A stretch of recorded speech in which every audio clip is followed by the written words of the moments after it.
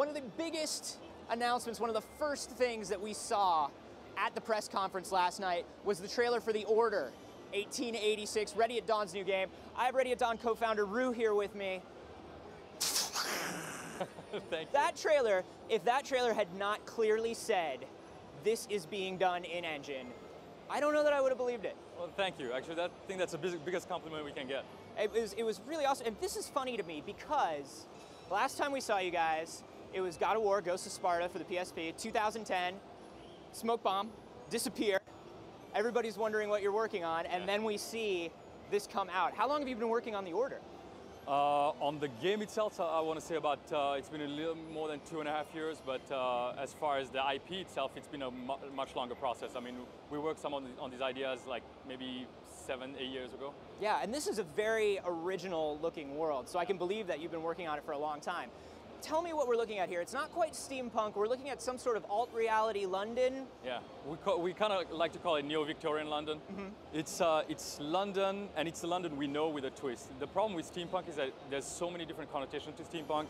You can take Wild Wild West. You can go to a lot of the City of Lost Children, and it always gets a little bit comical, a little bit out there and non-believable. We wanted to keep our version of this neo-Victorian London believable in what people would actually think really happened in our history.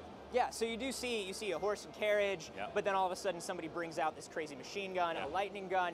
So the trailer was very much sort of in a track mode, right? Yeah. We didn't get to see much about what the actual game is like. Tell us a little bit about the gameplay in The Order. What can you reveal?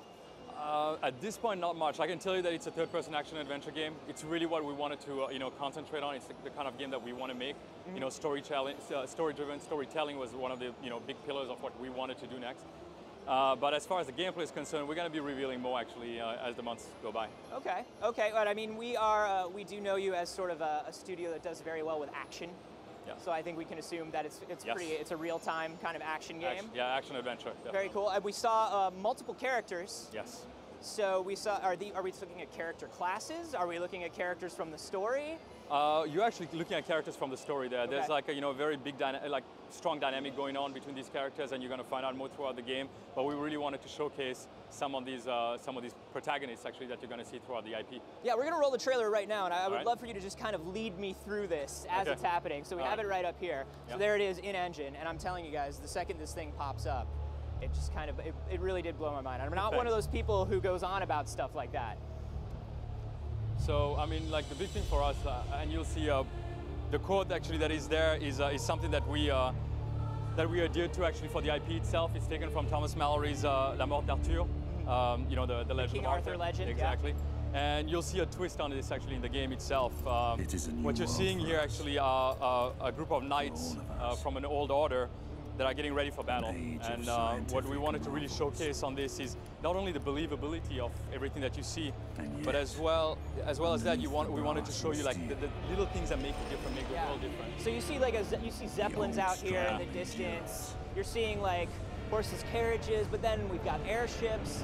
So what kind of technology are we going to be seeing in here? Well, all the technology is really based on things that you would you could believe existed at the time. For example, the post-1948, industrial revolution time was filled with new technology, new inventions.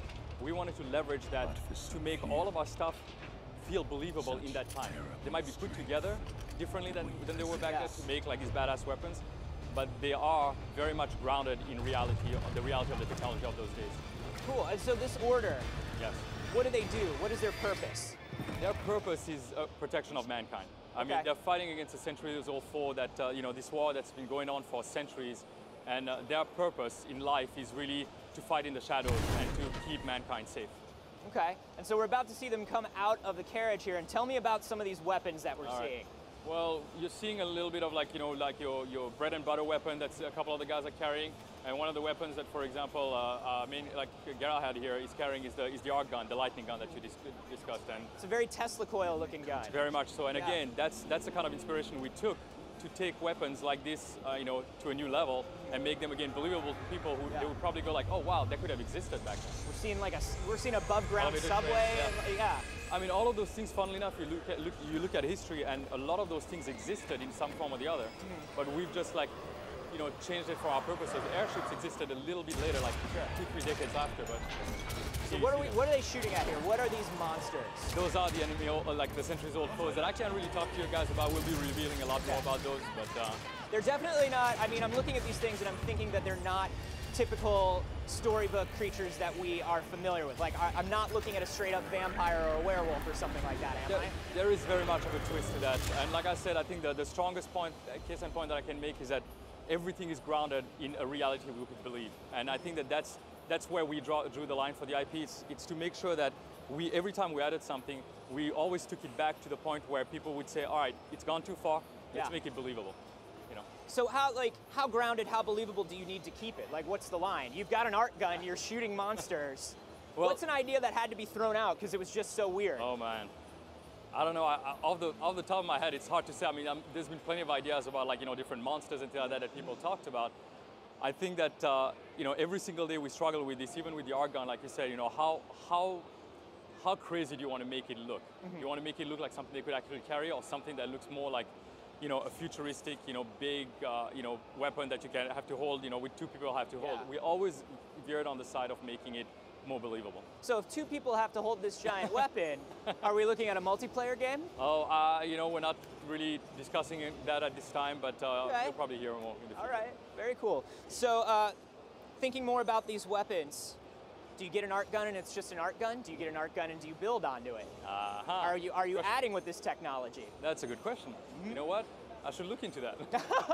We should think about putting weapon upgrades in there. Yeah. Why didn't we think about that? Yeah, we'll talk. Okay, cool. So tell me about moving, taking this jump sort of from handhelds to the PS4 and what you guys had to do to sort of like change your methodology, what you had to do to kind of change the way your teams work. The funny thing about it is that we get this question often, and people didn't realize at the time, the PSP was an amazing system, but it was also a very hard system to work on because of the limitations that it had for a handheld, but people didn't realize how much you could squeeze out of it, and we did. All we wanted to do every step of the way. Ghost of Sparta looked beautiful. Thank you. Thank you very much. I mean, that was the goal, right? For us, it's make that hardware shine.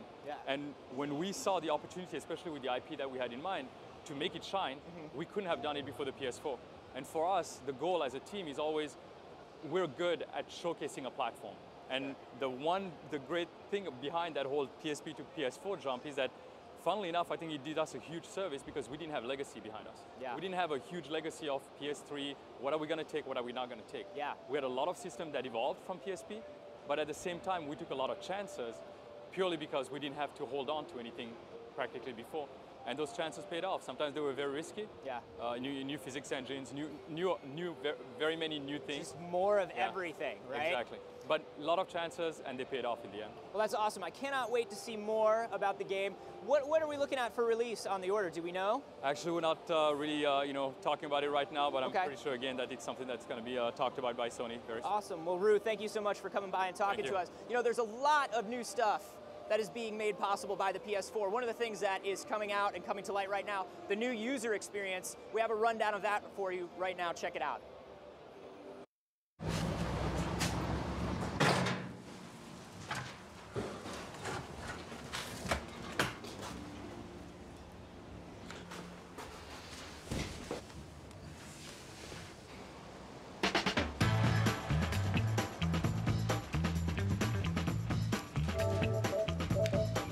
Nice, Sarah.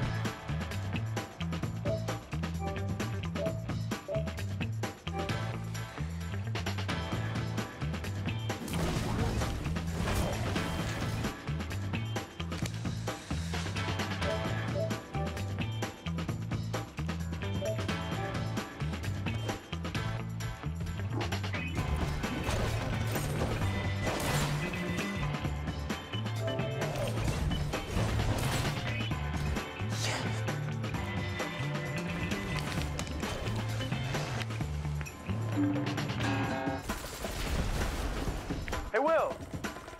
I'm Dino here. Come play Killzone. Dude, I don't got that, man. I gotta go and get it. Hurry up.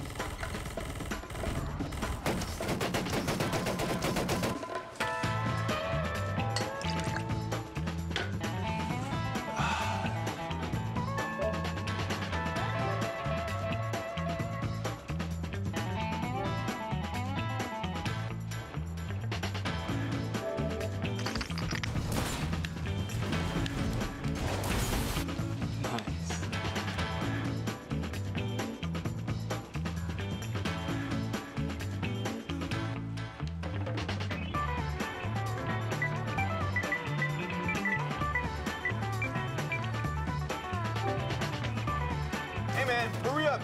Come on, I need your help. Get over here. Dude, I'll be there in a sec.